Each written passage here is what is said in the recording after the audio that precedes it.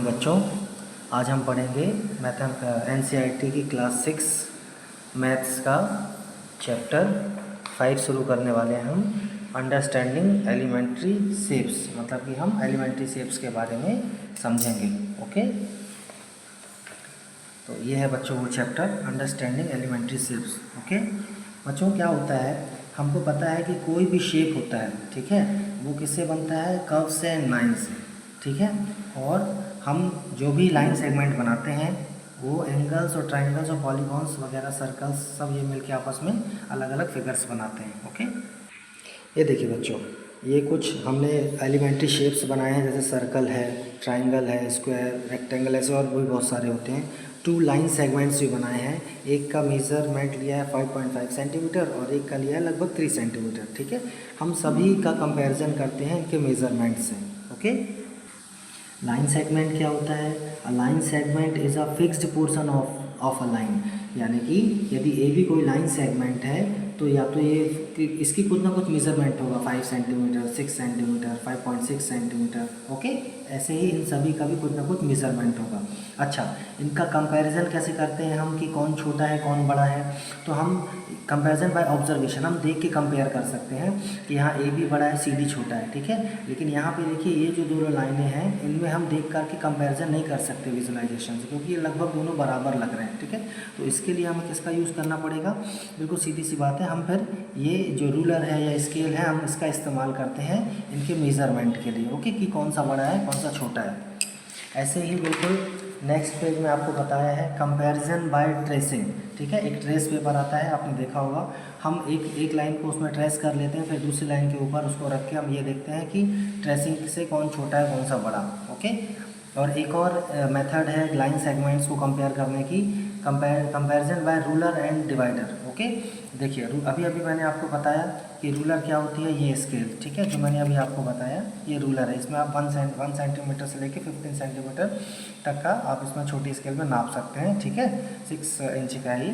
ऐसे ही ये डिवाइडर होता है, इसकी हेल्प से आप इसमें आप किसी भी लाइन सेगमेंट को एग्जैक्ट नाप सकते हैं। ओके, इसमें देखिए, इसमें कुछ और भी बताया है कि जैसे 1 mm होता है वो 0.1 सेंटीमीटर बोलते हैं, 2 mm को 0.2 सेंटीमीटर बोलते हैं। ओके, ऐसे है। ओके, ऐसे ही 2.3 सेंटीमीटर कहीं लिखा है तो इसको हम लिख सकते हैं 2 सेंटीमीटर 3 mm। ओके, यहाँ पे देखिए बच्चों, कभी बहुत सारे बच्चों से ऐसी गलती होती है कि पोजीशनिंग की एरर में वो उसका मेज़रमेंट गलत पढ़ लेते हैं। तो हमको हमेशा किसी भी लाइन का मेज़रमेंट देखना है, हमेशा उसके ऊपर ही आके देखना है, ठीक है। ये करेक्ट पोजीशन आएगी जो उसके ऊपर ही आएगी।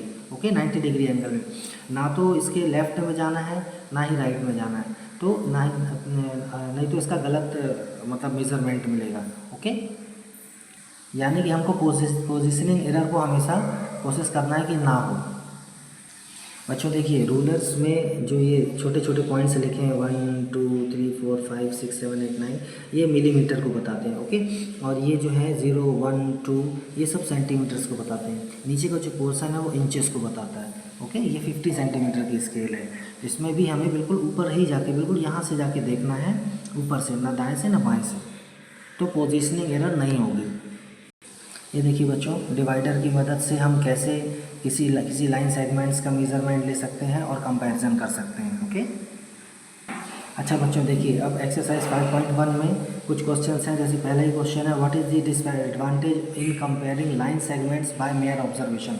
केवल देखने से ही हम कंपैरिजन जब करते हैं तो लाइन सेगमेंट को क्या गलती हो सकती है उसके मेज़रमेंट में। तो अभी अभी हमने देखा बच्चों कि केवल देखने से ही आप नहीं बता सकते हैं कि कौन सा लाइन सेगमेंट बड़ा या छोटा है, ठीक है। उसके लिए हम डिवाइडर का यूज़ कर सकते हैं, स्केल का यूज़ कर सकते हैं। ओके, सेकेंड है, why is it better to use divider than a ruler while measuring the length of a line segment, ठीक है। तो डिवाइडर का यूज़ करना इसीलिए बेहतर होता है क्योंकि डिवाइडर का हम एक पॉइंट एक जगह पे फिक्स कर देते हैं 0 पे, और दूसरे को हम जहाँ जितना, मान लीजिए 5 सेंटीमीटर की लाइन लेना है तो 5 सेंटीमीटर हम इसका नाप ले लेते हैं, दूसरी लाइन को भी हम नाप लेते हैं, ठीक है। तो ये मेज़रमेंट सही आ जाता है। जबकि विजुअलाइजेशन में क्या होता है, लाइन से उसमें क्या होता है, एक रूलर में हमेशा देखिए पोजीशनिंग की एरर हो सकती है, तो इसको अवॉइड करने के लिए हमेशा हम एक डिवाइडर का यूज़ करते हैं। ओके, तो इसका आंसर होगा to avoid the positioning error we use divider. Okay, बच्चों क्वेश्चन नंबर 3 में इन्होंने पूछा है कि एक लाइन सेगमेंट ए बी ले लेते हैं, उसमें एक पॉइंट सी ले लेते हैं जो उनके लगभग बीच में हो ए बी के, ठीक है। फिर हम ए बी बी सी और ए सी की लाइन का लेंथ मेज़र करते हैं, तो क्या A B equal to A C plus C B है। तो ये मैं आपको एक एग्जांपल की हेल्प से बताता हूँ। बच्चों देखिए, यहाँ पे हमने एक लाइन सेगमेंट ए बी ले लिया है, उसके बीच में एक पॉइंट सी लिया है। So A C equal to 2 centimetre, C B equal to 3 centimetre, total length इसकी 5 सेंटीमीटर है। तो जब हम इसको ऐसा लिखेंगे तो A B equal to A C plus C B means 5 equal to 2 plus 3, 5 equal to 5, yes A B equal to A C plus C B. Okay, है ना आसान। बच्चों क्वेश्चन नंबर 4 में इन्होंने बोला है कि ए बी सी एक 3 पॉइंट्स हैं एक लाइन में, ऐसे हैं कि A B equal to 5 centimetre, B C equal to 3 centimetre. अच्छा, तीनों एक ही लाइन में ही तीनों लाइन पॉइंट्स हैं, ओके। और A C equal to 8 centimetre. So which one of them lies between the other two, इसमें से कौन एक पॉइंट जो है ए बी सी में से जो अन्य दोनों के बीच में, ठीक है। ये मैं आपको चित्र से बताता हूँ। बच्चों देखिए, हमने ए बी सी तीनों पॉइंट्स लिए हैं एक लाइन में, ओके। यहाँ पे A B equal to 5 centimetre है, B C equals to 3 centimetre है। टोटल जो ए सी की जो लेंथ है वो 8 सेंटीमीटर, ओके। यहाँ बिल्कुल इस चित्र से बिल्कुल क्लियर हो जा रहा है कि जो बी है, वो जो बी पॉइंट है वो ए और सी के बीच में है, ओके। बच्चों देखिए, क्वेश्चन नंबर 5 में पूछा है verify whether D is the midpoint of A G, ठीक है। तो हम यहाँ देखेंगे एक लाइन दी है हमको जो ए से लेके जी तक है ना। 0 पॉइंट यहाँ पे दिया है और ए जो शुरू हो रहा है वो 1 से शुरू हो रहा है। 1 2 3 4 5 6 7, यानी कि 0 से हम नहीं शुरू करते हैं। आप देखिए स्केल में जब हम पढ़ना शुरू करते हैं, मान लीजिए हमको स्केल में 2 सेंटीमीटर्स पढ़ना, तो हम 0 से शुरू करते हैं, है ना। और यदि हम 1 से शुरू करते हैं तो 1 से लेकर 2 तक 1 सेंटीमीटर ही होता है। तो ऐसे ही यहाँ पर भी यदि हम 1 से शुरू करते हैं तो ये 1 सेंटीमीटर, ये 2, ये 3, ये 4, ये 5, ये 6 सेंटीमीटर होता है ए से लेके जी तक। यानी कि यदि डी जो है वो कितनी दूरी पे है ए से, 1 सेंटीमीटर, 2 और 3, मतलब ए से डी की दूरी है कितनी, 3 सेंटीमीटर। ये जो है ये 3 सेंटीमीटर है ना। ऐसे ही डी से लेके जी तक कितना है, 3 सेंटीमीटर, है ना। यानी कि ये क्वेश्चन सही है, हमने वेरीफाई कर लिया कि जो डी है पॉइंट वो ए जी का मिड पॉइंट है, यस।